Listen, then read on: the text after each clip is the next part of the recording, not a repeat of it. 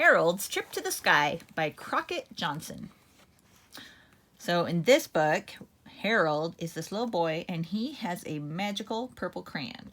I don't know if you've read any of these stories before. So he can make all sorts of things with his purple crayon.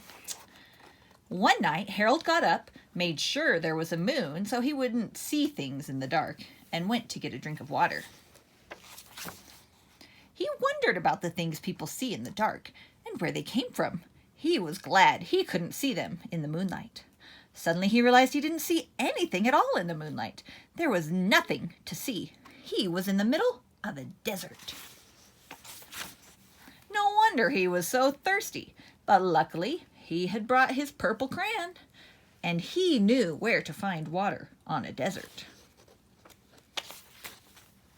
There was always a pool of it somewhere near a palm tree. Harold drank deeply. There is nothing like drinking nice, cool water on a desert. But there isn't much else to do on a desert, Harold realized as he looked around, except maybe play in the sand. Then he remembered how the government has fun on the desert. It shoots off rockets. What's a government? Government is like a group of people in charge of a country. Harold decided to go to the moon. On a good fast rocket, he figured, he could get there and back in time for breakfast. He fired the rocket, and off he went. But the rocket missed the moon. It missed it by a mile, and Harold went up and up.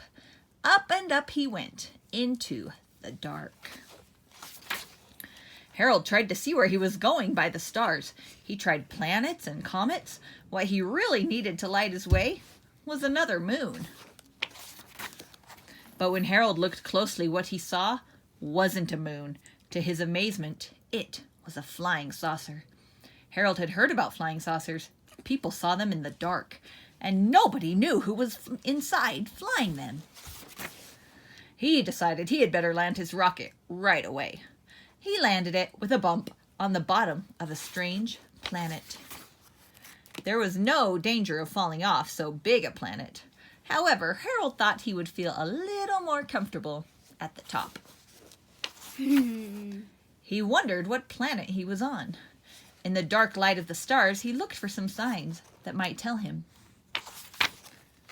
He was on Mars. Harold had heard of men on Mars, so he yelled a couple of hellos, hopefully. Is that actually spelled Mars? Yes. He thought of the flying saucer out there. He thought of the things people see in the dark. He felt a great need for company. He was sure any man on Mars would be cordial to a visitor like Harold, who had come all this way to chat with him. He had to draw on his scanty knowledge of what a man on Mars looked like. But his looks wouldn't matter in the dark, so Harold didn't care much what he turned out to look like. All Harold wanted was to know there was some sort of friendly face close by, even if he couldn't see it clearly in the dark. Then all of a sudden, Harold did see it clearly. It was the face of a thing. It was a thing people see in the dark, and it was sitting in a flying saucer. Harold ran. Then he thought and stopped. Probably the thing was about to fly to Earth and scare somebody. Maybe some little child. Bravely, Harold crept back. He approached on tiptoe so the thing wouldn't hear him, and he reached out with his purple crayon. And he put a completely damaging crack in the flying saucer. Before the thing could grab him, he was off again, chuckling triumphantly. He ran as fast as he could in the dark. Happily, most of the way was downhill. He hoped he wouldn't fall head over heels. He arrived safely, heels over head, at the bottom of Mars, where the rocket was. But by this time, Harold had had enough of adventure. He wanted to get home in a dependable way. Climbing on stars. So he climbed down on the stars. It was sure but slow, and the points of the stars hurt his feet. Harold wished he were home. He recalled that the best way to wish is on a good big shooting star. Instead of wishing, it occurred to him at the last moment to jump aboard.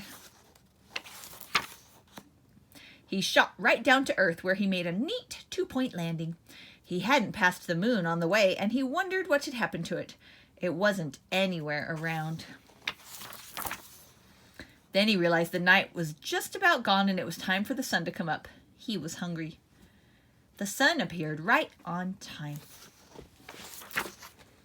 It came up big and bright, Harold remarked that it was going to be a nice day. Nobody was ever bothered by flying saucers and things in the sunshine. But for a startled moment, he thought he saw a flying saucer. It was on the horizon, looking as if it had just come in to land. He was mistaken. It wasn't a saucer. It was an oatmeal bowl. We haven't had oatmeal in a while. We have not had oatmeal for a while. Harold happened to like hot breakfasts. He quickly drew up a chair. And he sat down to eat. The end. Help.